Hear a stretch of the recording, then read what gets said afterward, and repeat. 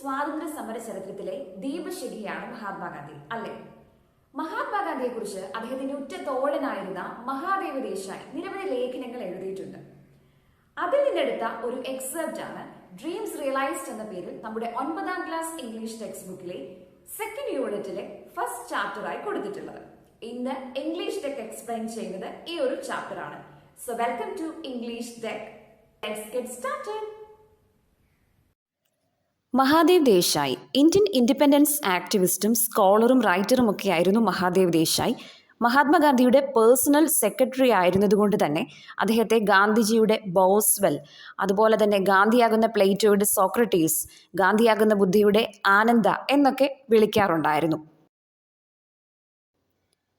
Now let's move on to the chapter Dreams Realized.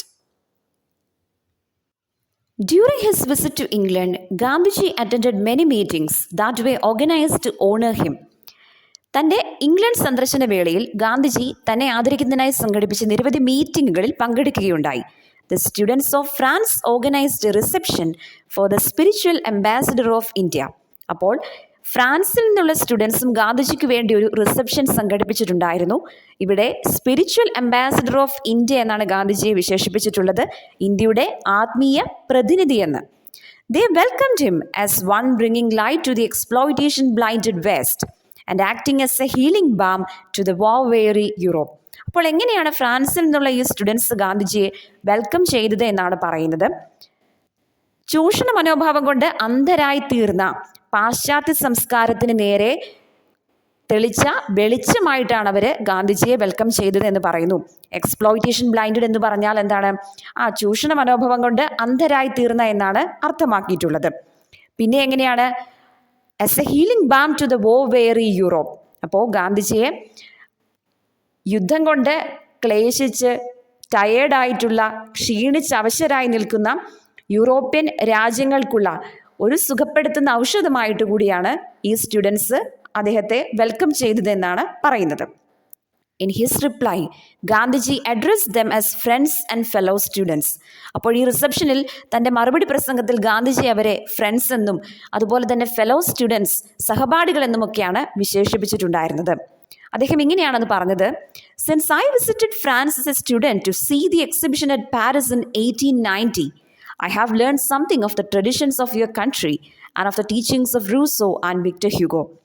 1890 നിങ്ങളുടെ രാജ്യം ഒരു എക്സിബിഷൻ കാണുന്നതിൻ്റെ ഭാഗമായി സന്ദർശിച്ച അന്നു മുതൽ നിങ്ങളുടെ ട്രഡീഷൻസിനെ കുറിച്ചും അതുപോലെ തന്നെ റൂസോയുടെയും വിക്ടർ ഹ്യൂഗോയുടെയും ടീച്ചിങ്സും ഒക്കെ ഞാൻ പഠിച്ചിട്ടുണ്ട് എന്നാണ് പറഞ്ഞത്. Now on my entering upon my mission, my very difficult mission in India, it hardens me to find a welcome from you. ഇപ്പോൾ ഇന്ത്യയെ സ്വതന്ത്രമാക്കുക എന്ന ഒരു വലിയ ദൗത്യത്തിൽ ഞാൻ ആയിരിക്കുന്ന ഈ സമയത്ത് നിങ്ങളുടെ ഈ ഒരു വെൽക്കം എന്നെ സംബന്ധിച്ച് വളരെയധികം പോസിറ്റിവിറ്റിയും അതുപോലെ തന്നെ സന്തോഷവും നൽകുന്ന ഒന്നായി മാറിയിരിക്കുകയാണെന്നാണ് ഗാന്ധിജി അവരോടൊന്ന് പറഞ്ഞത്. ഓക്കെ, വേർഡ് മീനിങ്സ് ഇവിടെ ആഡ് ചെയ്യുന്നുണ്ട്, അത് നിങ്ങൾ കൃത്യമായിട്ട് ഫോളോ ചെയ്യുക. He expounded the message of non-violence to the youth. അങ്ങനെ ഗാന്ധിജിയുടെ ആ ഒരു സ്പീച്ചിലൂടെ നോൺ വയലൻസിനെ കുറിച്ച്, അഹിംസയെക്കുറിച്ച് വളരെ ഡീറ്റെയിൽഡ് ആയിട്ട് അവർക്ക് എക്സ്പ്ലെയിൻ ചെയ്തു കൊടുക്കുകയാണ്. He explained that non-violence was no weapon of the weak but of the strongest. Non violence, ahimsa എന്ന് പറയുന്നത് വീക്കായിട്ടുള്ളവരുടെ വെപ്പണല്ല, മറിച്ച് സ്ട്രോങ്ങസ്റ്റ് ആയിട്ടുള്ള, ഏറ്റവും കരുത്തരായിട്ടുള്ളവരുടെ വെപ്പണാണ്. That strength was not mere strength of muscle. അതുമാത്രമല്ല, ഈ സ്ട്രെങ്ത് എന്ന് പറയുന്നത്, കരുത്തെന്ന് പറയുന്നത് അത് മസിലിൻ്റെ കരുത്ത് മാത്രമല്ല. പിന്നെ എന്താണ്? നമുക്ക് നോക്കാം. To a non-violent man, strength of muscle is not necessary. അപ്പോൾ അഹിംസയിൽ വിശ്വസിക്കുന്ന, നോൺ വയലൻസിൽ വിശ്വസിക്കുന്ന ഒരു മനുഷ്യനെ സംബന്ധിച്ച് മസിൽ സ്ട്രെങ്ത് അയാൾക്ക് ആവശ്യമില്ല. But A strong heart is an absolute necessity. അദ്ദേഹത്തിന് എന്താണ് വേണ്ടത്? ഒരു മനക്കരുത്താണ് വേണ്ടത്. അതാണ് ഏറ്റവും നെസസറി ആയിട്ട് ഉള്ളത്. To kill and to be killed in fighting an enemy are acts of bravery. But to stand the blows of your adversaries and not to retaliate is a greater form of bravery. നോക്കൂ, to kill and to be killed in fighting an enemy are acts of bravery. അപ്പോൾ ഒരു യുദ്ധത്തിൽ പരസ്പരം പോരടിക്കുന്ന സമയത്ത് കൊല്ലുന്നതും കൊല്ലപ്പെടുന്നതുമൊക്കെ എന്താണ്? ആക്ട്സ് ഓഫ് ബ്രേവറിയാണ്. അങ്ങനെയാണല്ലോ അല്ലേ കണക്കാക്കപ്പെടുന്നത്. ഒരു ധീരതയുടെ എന്താണ് ആക്ട്സ് ആയിട്ടാണ്, പ്രവൃത്തികളായിട്ടാണ് അതൊക്കെ കണക്കാക്കപ്പെടുന്നത്. But to stand the blows of your adversaries and not to retaliate is a greater form of bravery. എന്നാൽ ഗാന്ധിജി പറയുകയാണ്, നിങ്ങളുടെ അഡ്വേഴ്സറീസ്, നിങ്ങളുടെ എതിരാളികൾ, ഓപ്പണൻസ് നിങ്ങൾക്ക് നേരെ പ്രഹരമേൽപ്പിക്കുമ്പോഴും, ബ്ലോസ് ഹിയർ മീൻസ് പ്രഹരങ്ങളാണല്ലേ, അപ്പോൾ പ്രഹരമേൽപ്പിക്കുമ്പോഴും തിരിച്ചടിക്കാതെ നിൽക്കുന്നത് അതിനേക്കാൾ വലിയ ധൈര്യമാണെന്നാണ് ഗാന്ധിജി ഇവിടെ പറയുന്നത്. റിട്ടാലിയേറ്റ് മീൻസ് തിരിച്ചടിക്കുക. That is precisely what India has been training herself for. എന്നിട്ട് ഗാന്ധിജി പറയുകയാണ്, ഇതാണ് കൃത്യമായും ഇന്ത്യ അവളെ തന്നെ ട്രെയിൻ ചെയ്തുകൊണ്ട് പോരുന്നതും. In one of his speeches he brought out the relation between education and non violence. ഗാന്ധിജിയുടെ മറ്റൊരു സ്പീച്ചിൽ അദ്ദേഹം എഡ്യൂക്കേഷൻ്റെയും അതുപോലെ തന്നെ നോൺ വയലൻസിൻ്റെയും റിലേഷൻ, ബന്ധത്തെക്കുറിച്ച് പറയുകയുണ്ടായി.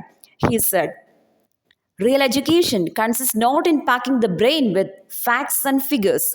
ശരിയായ വിദ്യാഭ്യാസം എന്ന് പറയുന്നത് ബ്രെയിനിലേക്ക് ഫാക്ട്സും ഫിഗേഴ്സും കുറേയധികം ഇൻഫർമേഷനൊക്കെ ഇങ്ങനെ കുത്തി നിറയ്ക്കുന്നതല്ല.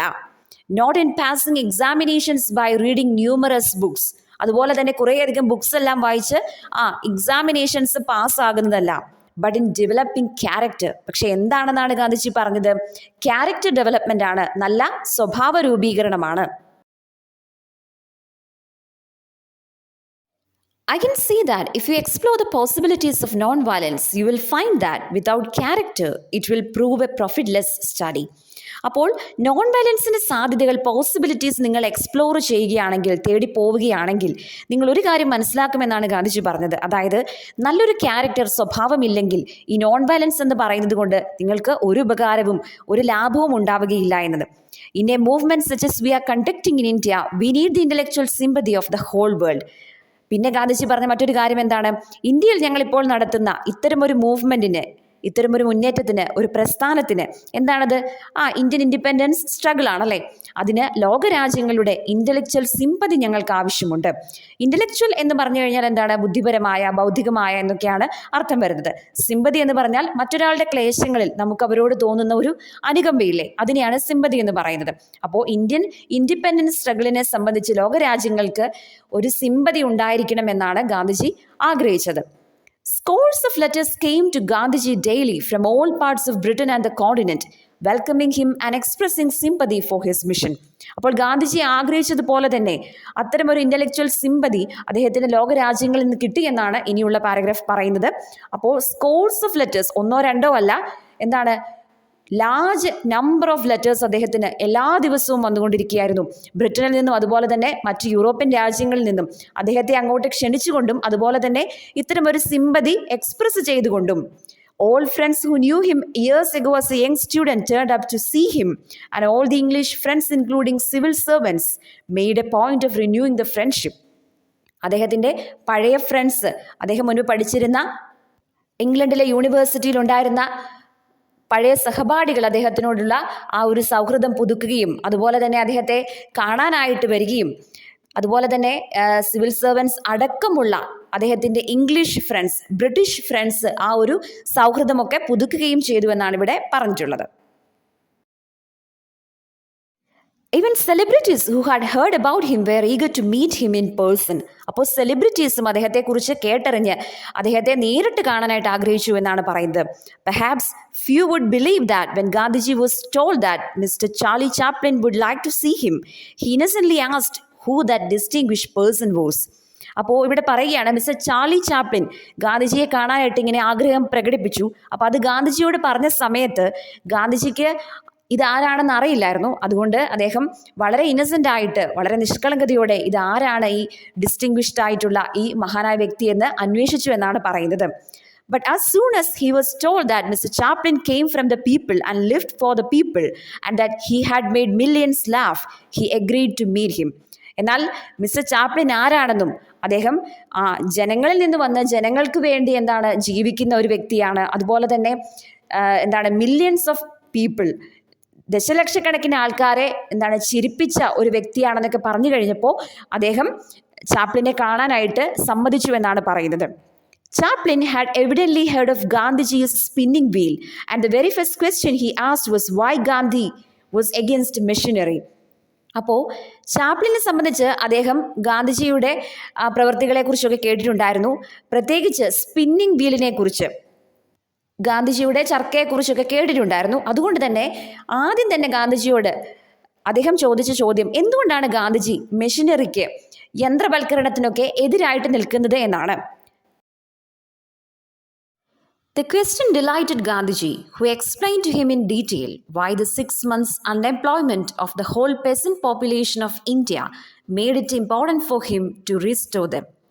ചാപ്ലിൻ്റെ ചോദ്യം ഗാന്ധിജിക്ക് എന്തായാലും ഇഷ്ടപ്പെട്ടു. അദ്ദേഹം അതിന് വളരെ ഡീറ്റെയിൽഡ് ആയിട്ട് തന്നെ ആൻസർ നൽകി. 6 മാസം നീണ്ടുനിന്ന കർഷക തൊഴിലാളികളുടെ തൊഴിലില്ലായ്മ പ്രശ്നം, ആ പ്രശ്നത്തെ തുടർന്നാണ് ഇത്തരമൊരു തീരുമാനത്തിലേക്കും അതുപോലെ തന്നെ അവർക്ക് വീണ്ടും ജോലി ഉണ്ടാക്കി കൊടുക്കുക, ആ ഒരു തീരുമാനത്തിലേക്കൊക്കെ ഗാന്ധിജി എത്തിയതെന്നാണ് ഗാന്ധിജി ചാപ്ലിനോട് പറയുന്നത്.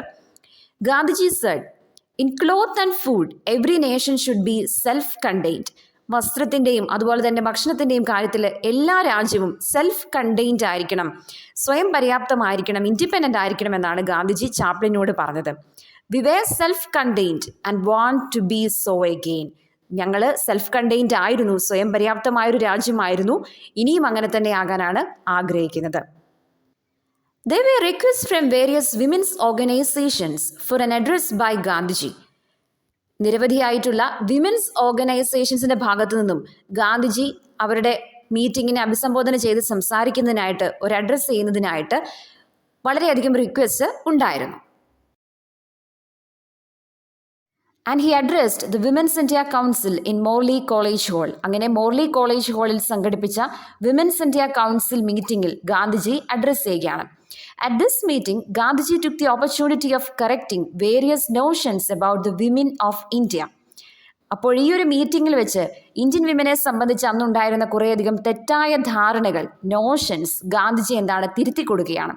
He presented a vivid picture of the heroic part they played during the freedom struggle. അപ്പോൾ നമ്മുടെ ഫ്രീഡം സ്ട്രഗിളിൽ ഇന്ത്യൻ വിമൻ വഹിച്ച വലിയൊരു പങ്ക് അതെങ്ങനെയായിരുന്നു എന്നതിനെക്കുറിച്ചുള്ള ഒരു vivid picture, clear and powerful picture Gandhiji അവിടെ വാക്കുകളിലൂടെ വരഞ്ഞിടുകയായിരുന്നു. No hindrances have been placed in the way of their entering public life. അവരെ സംബന്ധിച്ച്, ഇന്ത്യൻ വിമനെ സംബന്ധിച്ച് പബ്ലിക് ലൈഫിലേക്കും അതുപോലെ തന്നെ ഈ ഫ്രീഡം സ്ട്രഗിളിലേക്കുമൊക്കെ വരുന്നതിന് ഒരു തടസ്സവും ഉണ്ടായിരുന്നില്ല. For several years, when our organizations were declared illegal and those in charge of them put into prison, it was the women who came to the forefront and filled the jails.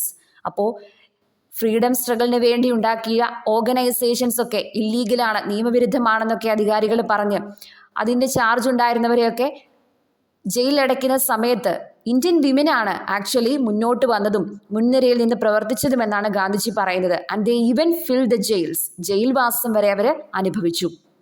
He then went on to describe how they came out of their homes in one mass and showed an awakening which was miraculous.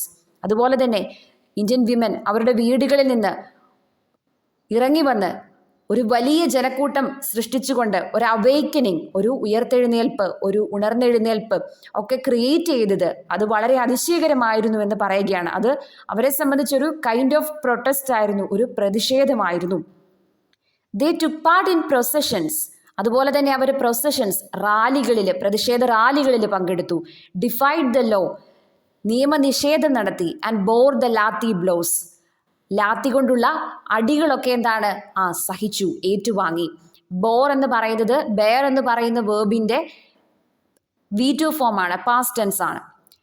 Without racing A little finger. അപ്പോൾ ഇതെല്ലാം അവർ സഹിച്ചത് എങ്ങനെയാണ്?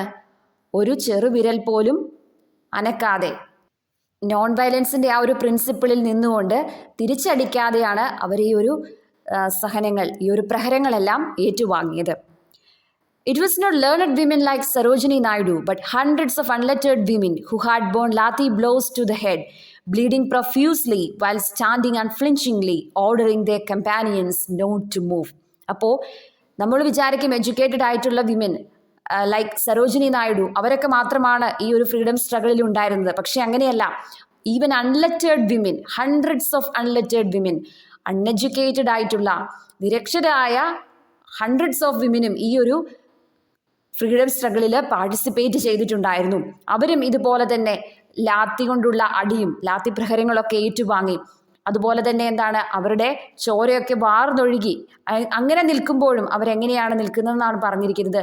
അൺഫ്ലിഞ്ചിങ്ലി ആണ്, അതായത് പതറാതെ ഒട്ടും ഭയപ്പെടാതെയാണ് നിൽക്കുന്നത്. അതുപോലെ തന്നെ അവരുടെ കമ്പാനിയൻസിനോട് മാറണ്ട എന്ന് പറഞ്ഞുകൊണ്ടാണ് അവർ നിൽക്കുന്നത്, ഓടിപ്പോകണ്ട എന്ന് പറഞ്ഞുകൊണ്ടാണ് അവർ നിൽക്കുന്നത്. About Indian independence, Gandhiji made his point of view clear at many a meeting. Indian ഇൻഡിപെൻഡൻസിനെ സംബന്ധിച്ച് തൻ്റെ അഭിപ്രായം എന്താണെന്ന്, പോയിന്റ് ഓഫ് വ്യൂ എന്താണെന്ന് ഗാന്ധിജി പലതവണയും വ്യക്തമാക്കിയിട്ടുള്ളതാണ്. ഗാന്ധിജി ഇങ്ങനെ പറയുകയാണ്, I am not here to beg for independence. ഇൻഡിപെൻഡൻസിന് വേണ്ടി, സ്വാതന്ത്ര്യത്തിന് വേണ്ടി യാചിക്കാനല്ല ഞാൻ ഇവിടെ വന്നിട്ടുള്ളത്. But I have come as a result of last years suffering. കഴിഞ്ഞ വർഷം ഞങ്ങൾക്കുണ്ടായ സഫറിങ്, സഹനത്തിന്റെ ഭാഗമായിട്ടാണ്, അതിന്റെ റിസൾട്ടായിട്ടാണ് ഞാൻ ഇവിടെ നിൽക്കുന്നത്. There is no such thing as a gift of independence from one nation to another. അപ്പോൾ ഒരു നേഷൻ മറ്റൊരു നേഷന് കൊടുക്കേണ്ട ഗിഫ്റ്റ് അല്ല ഈ ഇൻഡിപെൻഡൻസ് എന്ന് പറയുന്നത്. അങ്ങനെ ഒരു കാര്യമൊന്നുമില്ല.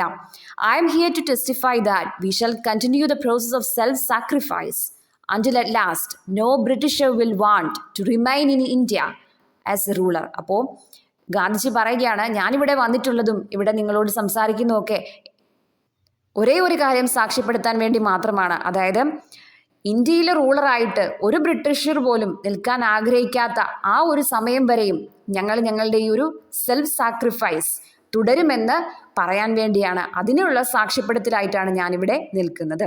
അന്ന് വരെയും ഞങ്ങളുടെ ഈ പോരാട്ടം തുടരുമെന്നാണ് ഗാന്ധിജി പറയുന്നത്. അത് ഏത് രീതിയിലുള്ള പോരാട്ടമാണ്? ഈ ഒരു നോൺ വയലൻസിന്റെ രീതിയിലുള്ള പോരാട്ടം.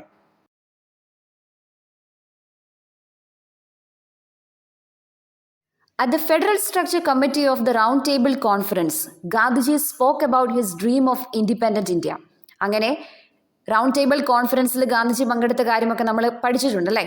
അപ്പോൾ റൗണ്ട് ടേബിൾ കോൺഫറൻസിലെ ഫെഡറൽ സ്ട്രക്ചർ കമ്മിറ്റി, ആ ഒരു കമ്മിറ്റി കൂടിയ സമയത്ത് ഗാന്ധിജി ഇൻഡിപെൻഡന്റ് ഇന്ത്യയെക്കുറിച്ചുള്ള തൻ്റെ ഡ്രീം, തൻ്റെ സ്വപ്നം ഷെയർ ചെയ്തത് ഇങ്ങനെയാണ്.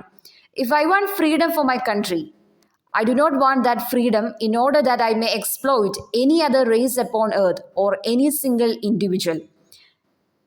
ഞാൻ എൻ്റെ രാജ്യത്തിന് സ്വാതന്ത്ര്യം ആഗ്രഹിക്കുന്നുണ്ടെങ്കിൽ ആ സ്വാതന്ത്ര്യം ഞാൻ ആഗ്രഹിക്കുന്നത് വേറെ ഒരു റേസിനെയും അതുപോലെ തന്നെ വേറെ ഏതെങ്കിലും ഒരു രാജ്യത്തെയും വേറെ ഏതെങ്കിലും ഒരു വ്യക്തിയെയും എക്സ്പ്ലോയിറ്റ് ചെയ്യാൻ, ചൂഷണം ചെയ്യാൻ വേണ്ടിയല്ല എന്നാണ് ഗാന്ധിജി പറയുന്നത്.